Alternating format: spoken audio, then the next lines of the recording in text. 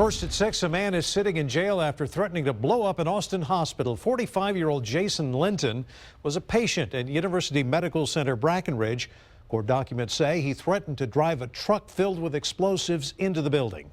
After the Orlando shooting, we wanted to know what happens after a threat like this. KXAN investigator Kevin Schwaller took our questions to Austin police. Police say Jason Linton mentioned Timothy McVeigh, the Oklahoma City bomber, and said he would level Brackenridge Hospital. Court records state Linton was in the emergency room and refused treatment. We asked police how they handle such threats. We'll look at that person's history. Is this a person who maybe suffers from some type of a disorder and has done things like this in the past? In this case, Linton has a criminal history, including previous threats and public intoxication convictions. Still, the investigation can include much more. The FBI director says the Bureau used interviews, recordings, and confidential sources when looking into the Orlando shooter, but still didn't find enough evidence to stop his attack. Tips in Austin, like Linton's case, can also flow through the Austin Regional Intelligence Center, or ARIC.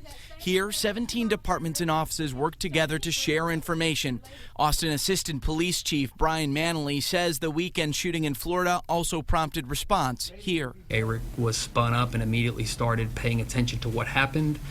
Again, looking to see if there was anything that would pose a threat here in Austin. Sometimes cooperation ends with scenes like these. In 2014, a joint terrorism task force arrested 2 people living in Central Texas who were both convicted of supporting or trying to support terrorists, an outcome police and the feds strive to achieve, one without bloodshed.